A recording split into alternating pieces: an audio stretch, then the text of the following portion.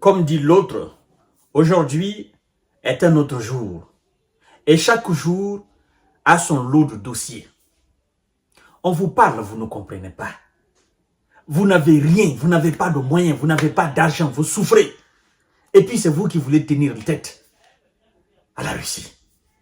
C'est rigolo.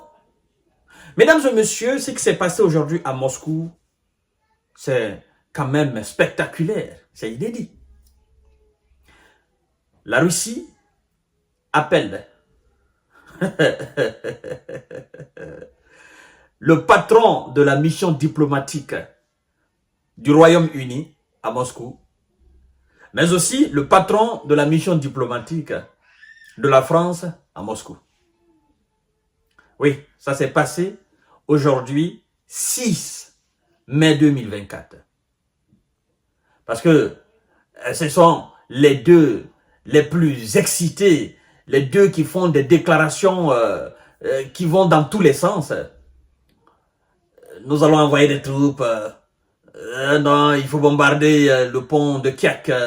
Il faut détruire le pont de Crimée. Il faut envoyer des missiles. Nous allons envoyer des bombes en sous-munitions, des armes machines, méchis. Nous allons envoyer des challengers. La Russie dit ok. Vous voulez la guerre.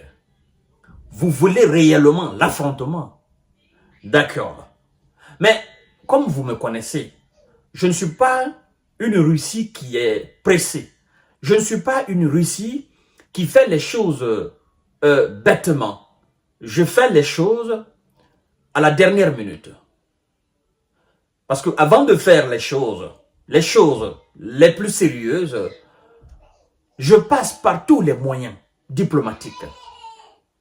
Je passe par la table de négociation. Je fais tout pour que c'est lui, mon interlocuteur, qui est en face de moi, c'est-à-dire qui se considère comme mon adversaire, comme je peux l'appeler comme ça. Je fais en sorte que je puisse avoir ou je puisse réunir toutes les preuves contre lui. Parce que le jour que je vais me mettre à l'attaquer, il n'y aura pas d'échappatoire pour lui. Et je tiendrai le monde comme témoin de mon attaque. Alors, vous savez, les ambassadeurs en cette période trouble de coups bas fiévreux, les ambassadeurs sont fatigués. Parce que les déclarations de leurs présidents respectifs, en réalité, eux, ils n'ont pas grand-chose à voir dans ça. Mais puisque ce sont eux qui représentent alors le président à l'extérieur, au sein de tel pays, de tel pays, de tel pays, ben on les convoque. Ils sont là pour ça, c'est leur mission. Passer le message de leur pays, c'est-à-dire au pays auprès duquel ils sont ambassadeurs, et transmettre aussi, naturellement, recevoir les messages de ce pays et transmettre à leur président. C'est ça, c'est leur rôle. Eux, ils ne sont que des missionnaires, tout simplement. C'est pourquoi on dit le patron de la mission diplomatique. Lui, il est juste là pour transmettre les messages. Il ne dit rien qui peut aller en contradiction avec ce que son président dit. Et il ne transforme pas aussi ce que l'autre chef d'État dit. C'est-à-dire, l'autre pays dit pour transmettre à son pays. Lui, il transmet exactement les messages entre les deux pays. Donc, voilà, c'est comme si aujourd'hui, la Russie venait à convoquer Emmanuel Macron et Rishi Sunak. Parce que vous savez, Rishi Sunak, c'est le premier ministre britannique. Mais ce qui s'est passé par l'après, c'est ce qui est rigolo. Vous vous souvenez de cette situation entre Nicolas Sarkozy et Vladimir Poutine? Vous vous souvenez de cela? On a même fait, voilà, c'est devenu de la comédie, où Nicolas Sarkozy, tout fraîchement élu, voilà, il est allé à Moscou, il a voulu impressionner Vladimir Poutine, mais sauf que, Poutine n'est pas quelqu'un qu'on peut impressionner au fait. À moins qu'il se laisse. Il se laisse impressionner pour vous faire plaisir. Poutine, c'est le type de gars qui fait semblant d'avoir peur pour ne pas avoir peur. D'accord? Il vous respecte. Il vous regarde dans les yeux. Il vous respecte.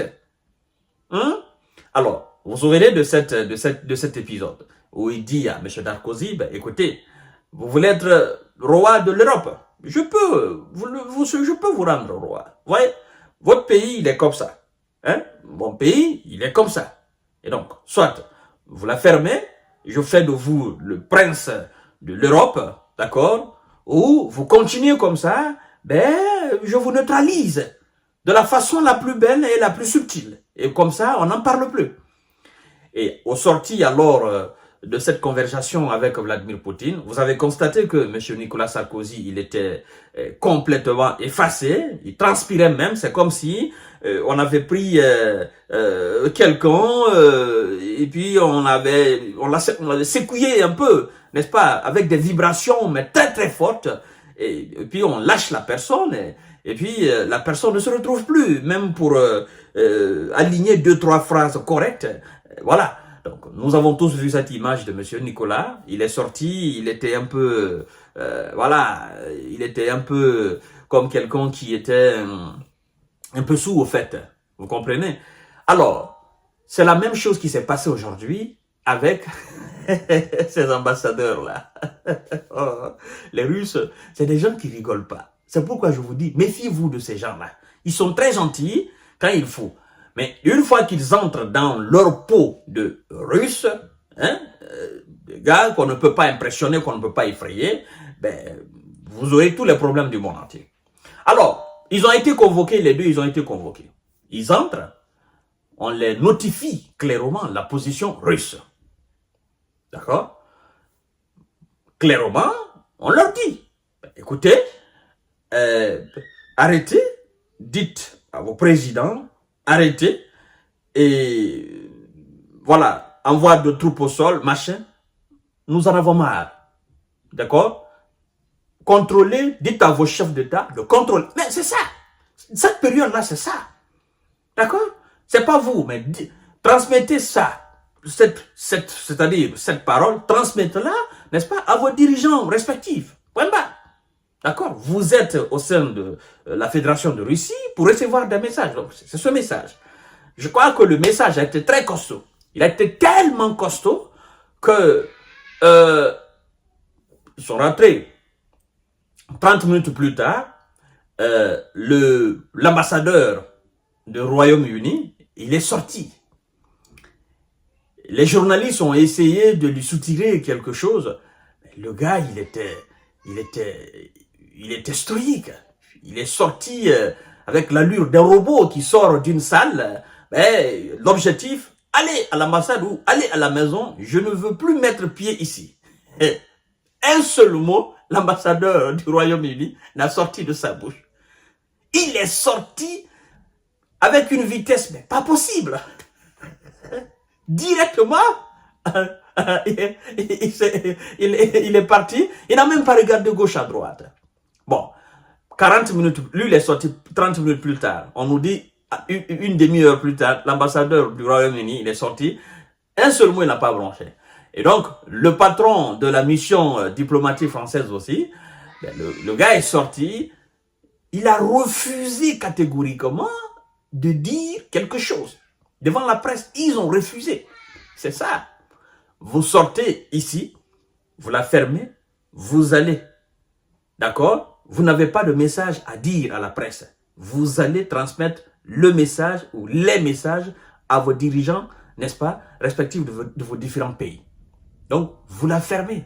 Vous n'avez rien à dire. On n'a pas affaire avec vous. C'est ceux qui vous ont envoyé ici en tant qu'ambassadeur. Alors, chères dames, chers messieurs, chères mademoiselles, partagez la vidéo dans tous les groupes possibles. Abonnez-vous sur cette page, activez la cloche de notification.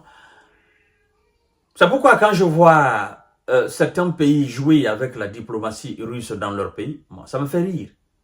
En fait, nous sommes dans une période de tic au tac, œil pour œil, dent pour dent. La Russie ne joue pas à cela.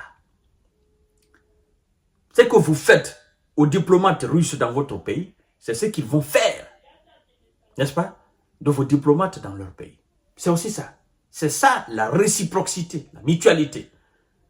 D'accord? Mais comme nous sommes dans un contexte de conflit en Ukraine, les pays européens très très chauds, n'est-ce pas, engagés dans le conflit ukrainien, d'accord, face à la Russie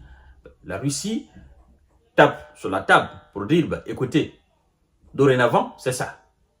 Et pendant ce même temps qu'on a convoqué les deux ambassadeurs, qu'est-ce que les Russes ont fait? Vous savez, il y a eu une déclaration où les pays de l'OTAN doivent engager une force d'intervention rapide. Alors, au vu de cette déclaration inquiétante du côté européen, occidental, du côté otanien, la Russie a entamé des exercices militaires et incluant des armes nucléaires stratégiques. Mesdames et messieurs, nous allons aborder ça tout à l'heure. Mais avant tout, partagez cette vidéo dans tous les groupes possibles. Abonnez-vous sur cette page et activez la cloche de notification. Partagez la vidéo.